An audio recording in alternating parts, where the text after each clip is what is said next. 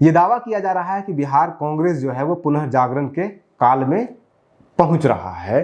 बिहार कांग्रेस जो है एग्रेसिव हो गया है, बहुत सारे दावे किए जा रहे हैं। लेकिन हम आपको आज से 5 साल पहले लेके चलते हैं, जो 2020 का जब चुनाव हो रहा था, तो उस समय भी बिहार कांग्रेस के बारे में ऐसे ही दावे किए गए थे, ऐसी तरह से पुनर्जागरण के दावे किए गए थे।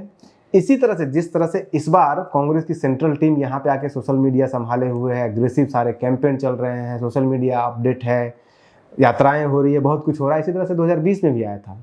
जिस तरह से 2025 में बाहर की टीम आई है, हमने एक पूरा लिस्टिंग किया है कि जो बाहर की मीडिया कोऑर्डिनेशन टीम आई है कांग्रेस का पूरा कैंपेन संभालने के लिए, उसमें एक भी बिहारी नहीं है, उसमें सब बाहर के लोग हैं। इसी तरह से 2020 में भी जो टीम आई थी वो भी सब बाहर के थे। इस बार कृष्णा अलवरू आए हैं, पिछले बार कोई और आए थे, और उसके ऊपर कौन कौन पिछले बार आए थे और इस बार कौन कौन आए हैं, उनके प्रोफाइल को लेकर के हमने पूरा डिटेल एनालिसिस किया है। और उसके लिए हम एक अलग वीडियो बना करके देंगे, क्योंकि यहाँ पे अगर सबका प्रोफाइल आपको देने लगेंगे, पूरा डिटेल प्रोफाइल, तो बहुत बड़ा वीडियो हो जाएगा। आज के इस वीडियो में बेसिकली हम आपको फोकस करेंगे किस तरह से 2020 में भी इसी तरह का प्रयास किया गया था और कांग्रेस औंधे मुंह गिरा था। तो सवाल ये खड़ा होता है कि जब 2020 में इसी तरह का प्रयास हुआ और कांग्रेस औंधे मुंह गिरा, तो फिर इस बार क्या नया है? इस बार नया सिर्फ इतना है कि इस बार कन्हैया कुमार जो है वो फ्रंट पे लीड कर रहे हैं, हालांकि ऑफिशियली लीड नहीं कर रहे हैं। अंतर सिर्फ इतना है कि पिछले बार जो प्रभारी थे वो शक्ति सिंह गोहिल थे, इस बार जो प्रभारी हैं वो कृष्णा अलवरू हैं। शक्ति सिंह गोहिल जो है वो पुराने नेता थे, गुजरात के नेता थे, राजवाड़े नेता थे। इस बार कृष्णा अलवरू जो है वो यंग नेता हैं, पैशनेट नेता हैं, बिल्कुल अभी नए नए हैं।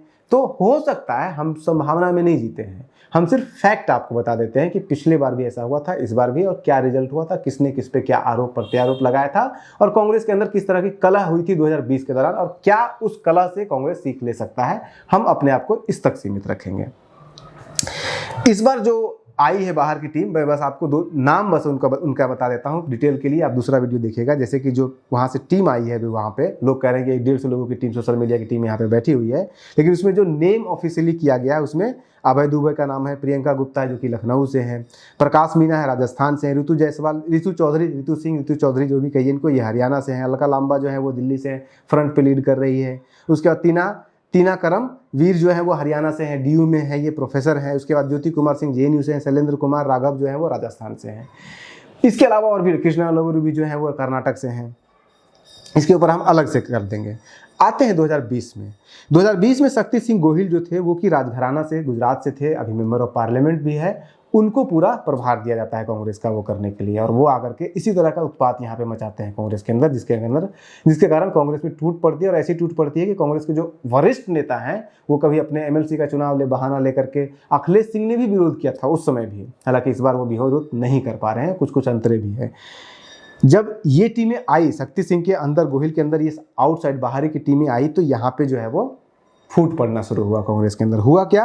सदानंद सिंह और मदन मोहन झा, ये 2 मेन इंपॉर्टेंट, ये दोनों संयुक्त रूप से प्रदेश का अध्यक्षता का कमान संभाल रहे थे। हालांकि 2017 से बिहार की जो एआईसीसी है, ऑल इंडिया कमेटी की तरह, जैसे स्टेट की जो कमेटी है, बिहार स्टेट प्रदेश कांग्रेस की जो कमेटी है, उसका गठन 2017 से आज तक हुआ ही नहीं था, आज तक नहीं हुआ उसका गठन, बिना कोई चुनाव के। 2017 में हुआ था, 2017 के बाद जितने भी प्रदेश अध्यक्ष बने सब बिना चुनाव के। अभी जो 2022 में बने थे आपके अखिलेश सिंह, उनके उसके लिए कोई चुनाव नहीं हुआ है, वो मल्लिकार्जुन खड़गे जी ने बोल दिया, वो बन गए थे। तो मदन मोहन झा इनको कार्यकारी के रूप में बना दिया गया था, और 6 लोगों का पोल कैंपेन बनाया गया था, जिसमें कि राहुल गांधी खुद इस पोल कैंपेन की घोषणा किए थे। जो 6 लोगों का मेंबर जो हुआ था, उन्होंने खुद घोषणा किया था, और वही राहुल गांधी बिहार में रैली करने, 2020 में रैली करने से आने से बचते हैं। प्रियंका गांधी तो आती ही नहीं है। होता क्या है, टिकट डिस्ट्रीब्यूशन होना शुरू होता है। अभी तो सब कुछ बहुत रोजी रोजी चलेगा, टिकट डिस्ट्रीब्यूशन होने दीजिए, उसके बाद देखिए क्या होता है। इस बार होगी या नहीं होगी हमें नहीं पता, भविष्यवाणी, लेकिन पिछले बार हुई थी बिल्कुल इसी तरह के एफर्ट में। टिकट डिस्ट्रीब्यूशन होने लगा, आपस में माथा फोड़ा-फोड़ी होने लगा। सदानंद सिंह, जो हालांकि आप सदानंद सिंह जिंदा नहीं है, मदन मोहन झा, ये लोग आपस में लड़ने लगे। सारा डिस्ट्रीब्यूशन जो है वो टॉप से बन करके आया, इन लोगों को दिक्कत हो गई, और तब जाकर के वहां से 3 लोगों से फिर से एक आउटसाइडर की टीम भेजी गई दिल्ली से। उस समय उस टीम में कौन कौन से थे? रणदीप सिंह सुरजेवाला थे, सुबोध कुमार थे और पवन खेड़ा, इन तीनों को वहाँ से भेजा गया और इन लोगों ने ही पूरा टिकट डिस्ट्रीब्यूशन किया। परफॉर्मेंस क्या रहा उस टिकट डिस्ट्रीब्यूशन का? विदाउट लोकल कंसल्टेंसी के जब आपने ये सारा काम किया तो रिजल्ट ये हुआ कि आपको 70 में से मात्र 19 सीटों के ऊपर जीत मिलती है। आपका जो स्ट्राइक रेट है वो होता है मात्र 27% का स्ट्राइक, 1/4 सीटें आप जीत पाते हैं। चलिए उसको आगे देखेंगे। और क्या होता है? आरोप प्रत्यारोप क्या लगता है कि टिकट लेने के चक्कर में पैसे लिए गए हैं, टिकट बांटने में पैसे का आरोप लगा दिया गया। उसी दौरान जो मदन मोहन झा है उन्होंने साफ मना कर दिया, वो अपोज कर दिया इस टिकट डिस्ट्रीब्यूशन को। और उसी समय टिकट डिस्ट्रीब्यूशन के दौरान ही एमएलसी का चुनाव का बहाना बना करके पूरे कैंपेन में मदन मोहन झा, क्योंकि एमएलसी का चुनाव लड़ते हैं, मदन मोहन झा ने कहा कि मेरा एमएलसी का चुनाव है, मैं नहीं करूँगा कैंपेन, वो साइड हो गए। सदानंद सिंह अलग से साइड हो गए। इवन जो उस समय हालांकि प्रदेश कांग्रेस के अध्यक्ष नहीं थे, अखिलेश सिंह, जो कि अभी थोड़े दिन पहले तक सबसे बड़े नेता कांग्रेस के थे बिहार में, राज्यसभा के मेंबर भी अभी बिहार से हैं, उन्होंने भी इसका अपोज किया था कि ये बाहर के लोग जो आके कर रहे हैं ये गलत कर रहे हैं, इससे कांग्रेस कमजोर होगी। तो ये पूरा का पूरा चला था, पूरा उस समय भी पूरा ड्रामेबाजी हुआ था इस तरह से। इवन जब ये 6 लोगों की पैनल जब आया था बिहार में तो उन लोगों ने क्लियरली इंस्ट्रक्शन दे दिया था जितने भी लोकल लीडर हैं कांग्रेस के कि आप लोग मीडिया से बातचीत नहीं करेंगे, और करने के लिए बात तक करने के लिए नहीं दिया गया था। उसके बाद फिर इतना ही नहीं हुआ था भाई, मदन मोहन झा जो थे वो कांग्रेस प्रदेश के उसमें कार्यकारी अध्यक्ष थे, लेकिन 22 अक्टूबर 2022 को जब बिहार कांग्रेस का मैनिफेस्टो, इलेक्शन मैनिफेस्टो जारी होता है तो ये उसमें आते ही नहीं है, मैनिफेस्टो को रिलीज करने तक में नहीं आते। इसे समझिए किस लेवल की फूट वहाँ पे पड़ी थी। लेकिन ये चुनाव के टाइम में हुआ था, अभी चुनाव में 6 महीना बचा हुआ है, उस टाइम तक क्या होता है नहीं होता है वो नहीं पता हमें। उसके बाद आता है रिजल्ट। रिजल्ट क्या रहता है? रिजल्ट रहता है टिकट लेने में तो कांग्रेस जो है वो सक्सेसफुल हो गई थी, 70 टिकट ले ली थी, 70 में से कांग्रेस जीती है 19 seat. Strike margin, winning percentage क्या है? 27%।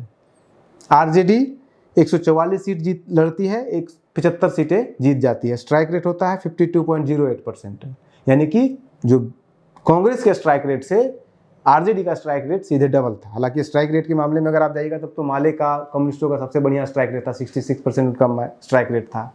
और इसी आधार पे कहा जा रहा है कि चूंकि आपने पिछले चुनाव में आपका स्ट्राइक रेट गड़बड़ था, और ये नैरेटिव भी बनाया गया था पिछले चुनाव में कि अगर कांग्रेस को कम सीट दिया जाता, माले को या फिर और पार्टियों को ज़्यादा जिनका स्ट्राइक रेट बढ़िया है उनको टिकट अगर और दे दिया जाता तो क्या पता पिछले बार ही तेजस्वी की सरकार बन जाती। और इसी आधार पे इस बार ये नैरेटिव बिल्ड किया जा रहा है, अभी तक किया गया था, अब तो नहीं कोई कर रहा है, कि कांग्रेस को इस बार कम टिकट मिलेगा क्योंकि पिछले बार परफॉर्मेंस इनका खराब था।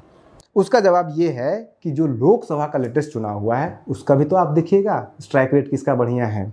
लोकसभा के चुनाव में 23 सीटों पे चुनाव लड़ती है आरजेडी, और उस 23 सीटों में से मात्र 4 सीट पे चुनाव जीत पाती है आरजेडी। स्ट्राइक रेट क्या है? 17.3%। कांग्रेस का स्ट्राइक रेट क्या है? कांग्रेस कितनी सीटों पे? 9 सीटों पे चुनाव लड़ती है और उसमें से 3 सीटें कांग्रेस जीत जाती है। स्ट्राइक रेट कितना हुआ? 33%। आरजेडी का स्ट्राइक रेट लोकसभा चुनाव में है 17.3%, और कांग्रेस का स्ट्राइक रेट है 33%, लगभग दुगना स्ट्राइक रेट है। अब अगर उसमें पप्पू यादव को अगर आप जोड़ देते हैं, है तो वो कांग्रेस के ही नेता, आज भी कहते हैं कांग्रेस के नेता, उनको टिकट नहीं दिया आपने तभी तो वो निर्दलीय लड़े। तो अगर आप आरजेडी का 22 टिकट कर दीजिए और कांग्रेस का अगर आप 10 टिकट कर देते हैं तो कांग्रेस का स्ट्राइक रेट जो है वो 10 में से 4 सीट जीतने का हो जाता है। और 10 में से 4 सीट जीतने का मतलब हो गया कि 40% स्ट्राइक रेट हो जाता है इसका। हालांकि सबसे बेस्ट स्ट्राइक रेट कम्युनिस्टों का है, जिनको कि 3 सीटें उन्हें मिली थी, उसमें से 2 जीता था, तो 66% का स्ट्राइक रेट है। और वीआईपी तो 0%, 3 सीटें मिली, 1 भी नहीं जीते वीआईपी के पार्टी के लोगों का। तो अगर स्ट्राइक रेट के हिसाब से अगर आप कांग्रेस डिसाइड करेगी, आरजेडी डिसाइड करेगी, तो विधानसभा में उनका परफॉर्मेंस खराब था तो लोकसभा में आपका परफॉर्मेंस खराब है, यानी कि आरजेडी का परफॉर्मेंस खराब है। आप 23 सीट लड़ करके 4 सीट जीतते हैं और कांग्रेस जो है वो इंक्लूडिंग पप्पू यादव कर देते हैं तो वो 10 सीट जीत करके और जो है वो निकाल लेते हैं वो 4 सीटें, तो फिर बेहतर तो उन्हीं का हुआ। ऐसे तमाम बहुत सारे तरह के सवाल हैं। आज का हमारा वीडियो हम सिर्फ ये बताना चाहते थे कि आपको किस तरह से 2020 में भी जो इस बार एक्सपेरिमेंट कर रही है कांग्रेस, वो पहले भी कर चुकी है।